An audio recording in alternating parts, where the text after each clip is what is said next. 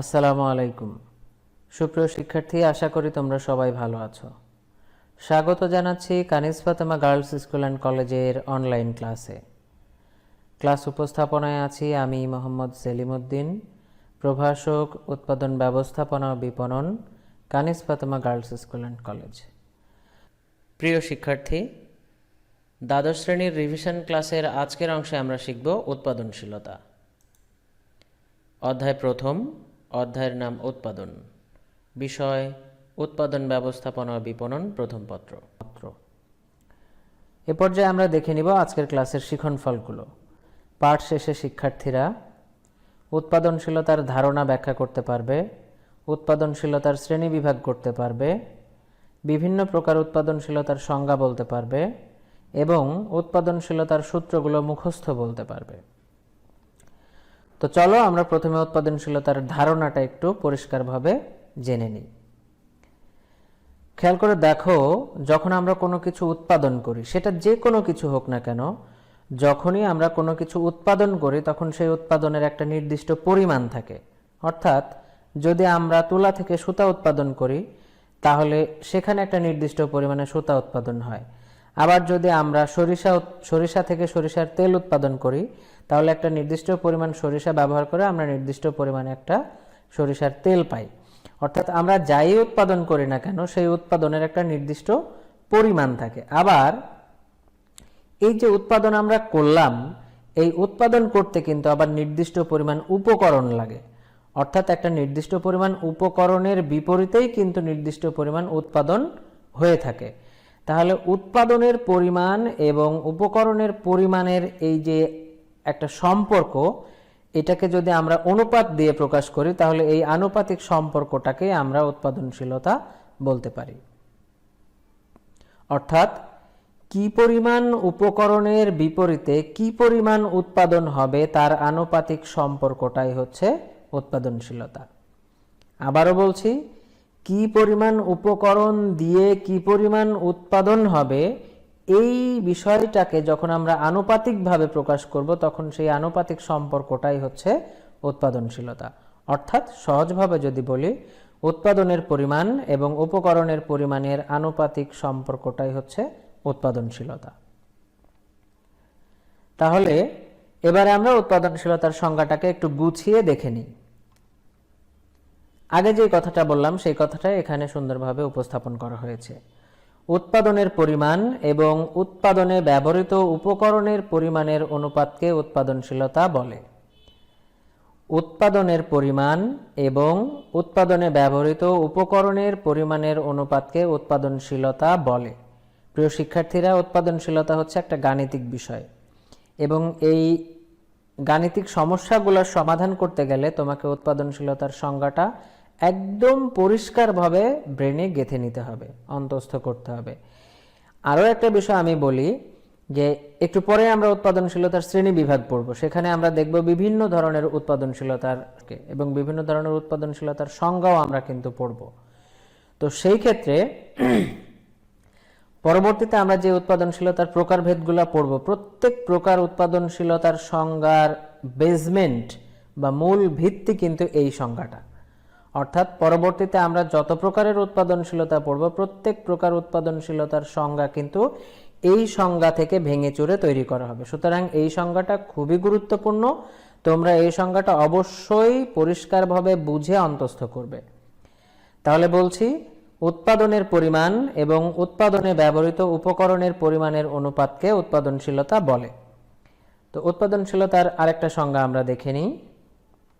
সমপরিমাণ উপকরণ ব্যবহার করে পূর্বের তুলনায় অধিক উৎপাদন করাকে উৎপাদনশীলতা বলে। এই সংজ্ঞাটার সাথে প্রথম সংজ্ঞাটার অবশ্য তেমন কোনো মিল নেই, তবে এই সংজ্ঞাটাও চাইলে তোমরা পরীক্ষার খাতায় লিখতে পারো। তবে প্রথম সংজ্ঞাটা কেন গুরুত্বপূর্ণ সেটা কিন্তু আমি অলরেডি বলেছি। তোমরা যদি দ্বিতীয় সংজ্ঞাটাও পরীক্ষার খাতায় লিখতে চাও সেটা সমস্যা নেই, কিন্তু 1 নাম্বার সংজ্ঞাটা তোমাকে পড়তেই হবে, বুঝতেই হবে এবং অন্তঃস্থ করতেই হবে। 1 নাম্বার সংজ্ঞা ছাড়া কোনো বিকল্প নেই।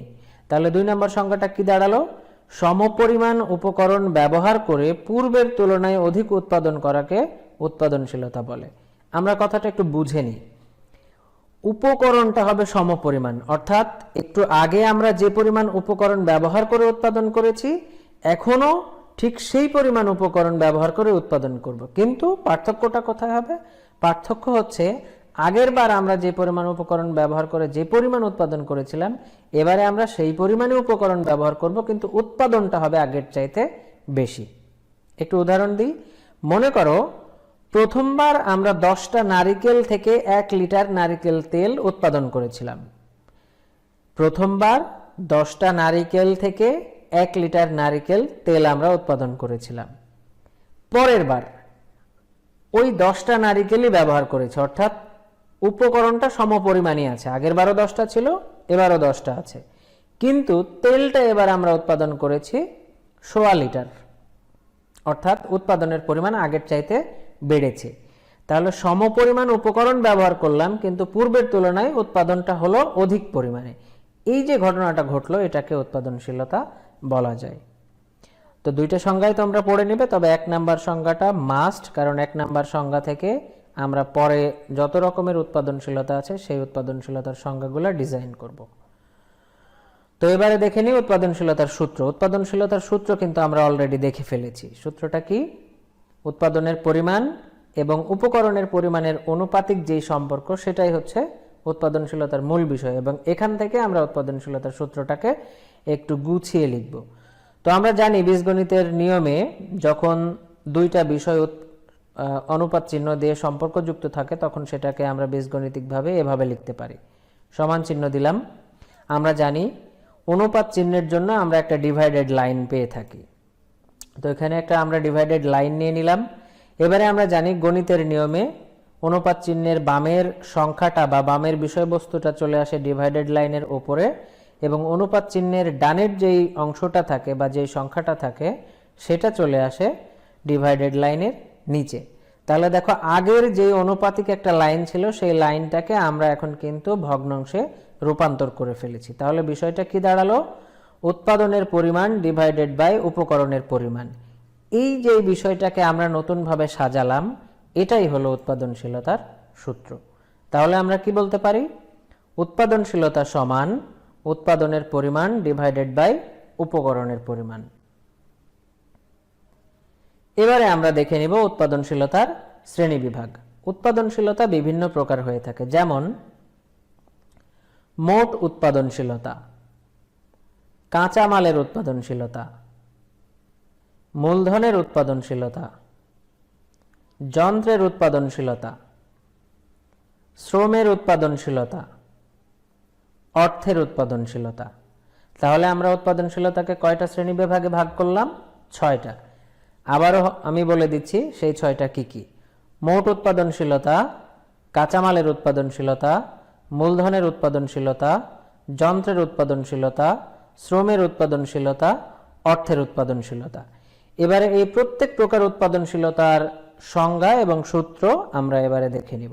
তবে আমি আগেই বলেছি, একটু আগে উৎপাদনশীলতার 1 নাম্বার যে সংজ্ঞাটা আমি দিয়েছি এবং যে সূত্রটা আমরা দেখিয়েছি, এই সংজ্ঞা এবং এই সূত্র এটা হচ্ছে মূল ভিত্তি। অর্থাৎ এই যে এখানে 6 প্রকার উৎপাদনশীলতা এসেছে, এই 6 প্রকার উৎপাদনশীলতার মূল ভিত্তি হচ্ছে একটু আগে আলোচনা করা সংজ্ঞা এবং সূত্র।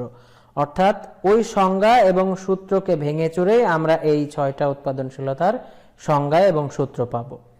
তো চলো আমরা প্রথমে দেখে নিই মোট উৎপাদনশীলতা কি। মোট উৎপাদনশীলতাকে আরেকটা নামে ডাকা যায়, সেটা হলো সার্বিক উৎপাদনশীলতা। অর্থাৎ মোট উৎপাদনশীলতা এবং সার্বিক উৎপাদনশীলতা একই জিনিস। তো আমি আগেই বলেছি যে পরবর্তীতে যত উৎপাদনশীলতা পাবো সমস্ত উৎপাদনশীলতার সংজ্ঞার মূল ভিত্তি হচ্ছে একটু আগে আলোচনা করা উৎপাদনশীলতার সংজ্ঞাটা। সেই সংজ্ঞাটা এখানে আমি আবার তোমাদের সামনে উপস্থাপন করেছি। সংজ্ঞাটা কি ছিল? সাধারণ উৎপাদনশীলতার সংজ্ঞা এটা, অর্থাৎ একটু আগে যেটা আমরা আলোচনা করেছি। তাহলে সেই সংজ্ঞাটা কি ছিল? উৎপাদনের পরিমাণ এবং উৎপাদনে ব্যবহৃত উপকরণের পরিমাণের অনুপাতকেই উৎপাদনশীলতা বলে। উৎপাদনশীলতা, ফ্রেশ উৎপাদনশীলতা। তাহলে এটা হচ্ছে ফ্রেশ উৎপাদনশীলতার সংজ্ঞা, কিন্তু এখানে আমরা পড়ছি মোট উৎপাদনশীলতা বা সার্বিক উৎপাদনশীলতা। তো যেই উৎপাদনশীলতার সংজ্ঞা এখানে আছে এই সংজ্ঞাটাকে একটু আমরা মডিফাই করলেই কিন্তু এই সংজ্ঞাটাকে আমরা মোট উৎপাদনশীলতা হিসাবে চালিয়ে নিতে পারবো। তাহলে কোন কোন জায়গায় মডিফাই করা যায় আমরা একটু দেখে নিই। উৎপাদনশীলতাকে আমরা একটু ডান দিকে চাপিয়ে দিলাম। এবারে এই তিনটা জায়গায় যদি আমরা মোট কথাটা লাগিয়ে দিই তাহলে আগের উৎপাদনশীলতার সংজ্ঞাটা হয়ে যাবে মোট উৎপাদনশীলতার সংজ্ঞা। তাহলে তিনটা জায়গায় আমরা মোট বসিয়ে দিয়েছি। এবারে সংজ্ঞাটা কি দাঁড়িয়েছে আমরা একটু দেখে নিই। মোট উৎপাদনের পরিমাণ এবং উৎপাদনে ব্যবহৃত মোট উপকরণের পরিমাণের অনুপাতকেই মোট উৎপাদনশীলতা বলে। সংজ্ঞা আগেরটাই আছে, শুধুমাত্র তিনটা জায়গায় কৌশলে আমরা মোট শব্দটা বসিয়ে দিয়েছি, ফলে আগের সংজ্ঞাটা আর শুধুমাত্র উৎপাদনশীলতার সংজ্ঞা নেই, এটা হয়ে গেছে মোট উৎপাদনশীলতার সংজ্ঞা। তাহলে সংজ্ঞাটা আবার একটু দেখে নিই। মোট উৎপাদনের পরিমাণ এবং উৎপাদনে ব্যবহৃত মোট উপকরণের পরিমাণের অনুপাতকেই মোট উৎপাদনশীলতা বলে। আশা করি মোট উৎপাদনশীলতার সংজ্ঞাটা তোমাদের কাছে পরিষ্কার হয়েছে। আর এই মোট উৎপাদনশীলতার সংজ্ঞাটাকে আমরা সার্বিক উৎপাদনশীলতা হিসাবেও বলতে পারি। তাহলে এবার মোট উৎপাদনশীলতার সূত্রটা জেনে নেওয়ার পালা। আমি আগেই বলেছিলাম যে উৎপাদনশীলতার সংজ্ঞাকে ভেঙে পরবর্তীতে সমস্ত সংজ্ঞা ডিজাইন করব এবং উৎপাদনশীলতার সূত্রটাকে ভেঙে পরবর্তীতে যত রকমের উৎপাদনশীলতা আসবে সেটাকে ডিজাইন করব। তো এইটা হলো একটু আগে যে সূত্রটা আমরা শিখেছি সেই সূত্র। এটা কিন্তু মোট উৎপাদনশীলতার সূত্র নয়, তোমরা একটু খেয়াল করে দেখো। এটা হচ্ছে এমনি উৎপাদনশীলতার সূত্র, এটা হলো এমনি উৎপাদনশীলতার সূত্র। কিন্তু কথা হলো এই যে শুধুমাত্র উৎপাদনশীলতার যে সূত্রটা, এই সূত্রটা থেকে আমরা মোট উৎপাদনশীলতা বা সার্বিক উৎপাদনশীলতার সূত্রটা ডিজাইন করব। কিভাবে দেখো, তিনটা জায়গায় আমরা মোট বসিয়ে দিয়েছি। এই তিনটা জায়গায় মোট বসিয়ে দেওয়ার কারণে এটা শুধুমাত্র উৎপাদনশীলতা নেই, এখন হয়ে গেছে মোট উৎপাদনশীলতা। কোথায়? এই যে উৎপাদনের পরিমাণের আগে লাগিয়ে দিয়েছি মোট, উপকরণের পরিমাণের আগে লাগিয়ে দিয়েছি মোট, এই দুই জায়গায় মোট লাগিয়ে দেওয়ার কারণে এখানে আর শুধুমাত্র উৎপাদনশীলতা নেই, এখানেও হয়ে গেছে মোট উৎপাদনশীলতা। আশা করি এখানে যে সূক্ষ্ম একটা কৌশল আমি খাটিয়েছি এই কৌশলটা তোমরা বুঝতে পেরেছো। তাহলে আমাদের সংজ্ঞা ছিল আগেরটাই, সূত্র ছিল আগেরটাই, আমরা জাস্ট একটু মডিফাই করেছি, করে আগের উৎপাদনশীলতাকে আমরা মোট উৎপাদনশীলতার সংজ্ঞায়, আগের উৎপাদনশীলতার সূত্রকে আমরা মোট উৎপাদনশীলতার সূত্রে রূপান্তর করেছি। এবারে আমরা চলে যাব কাঁচামালের উৎপাদনশীলতায়। তাহলে আমরা আগেই বলেছিলাম যে প্রত্যেকটা উৎপাদনশীলতার সংজ্ঞার মূল ভিত্তি কিন্তু প্রথমে আলোচনা করা 1 নাম্বার সংজ্ঞাটা। তো 1 নাম্বার সংজ্ঞাটা আমি এখানে আবার তুলে দিয়েছি। সংজ্ঞাটা কি? উৎপাদনের পরিমাণ এবং উৎপাদনে ব্যবহৃত উপকরণের পরিমাণের অনুপাতকে উৎপাদনশীলতা বলে।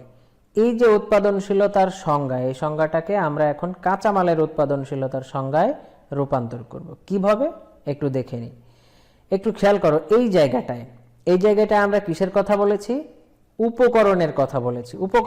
উপকরণ বিভিন্ন ধরনের হয়ে থাকে। কাঁচামাল হতে পারে, শ্রম হতে পারে, যন্ত্রপাতি হতে পারে, মূলধন হতে পারে, বিভিন্ন ধরনের কিছু কিন্তু উপকরণ হতে পারে। তো উপকরণটা কোন ধরনের সেটা কিন্তু আমরা এখানে স্পেসিফিক করে দিয়েছি। উপকরণটা কি? উপকরণটা হচ্ছে কাঁচামাল। তাহলে এখানে আর আমরা সাধারণ উপকরণ কথাটা লিখব না, আমরা কিন্তু এখানে জানতে পেরেছি উপকরণটা কি। উপকরণটা হচ্ছে কাঁচামাল। তাহলে উপকরণটাকে আমরা সরিয়ে দিলাম। উপকরণের জায়গায় যেহেতু আমরা জানি যে উপকরণটা কাঁচামাল, তাহলে আমরা উপকরণকে রিপ্লেস করে কাঁচামালটা বসিয়ে দিলাম। তাহলে বিষয়টা কি দাঁড়ালো? এখন দেখো, উৎপাদনের পরিমাণ এবং উৎপাদনে ব্যবহৃত কাঁচামালের পরিমাণের অনুপাতকে উৎপাদনশীলতা বলে। হলো কিছু?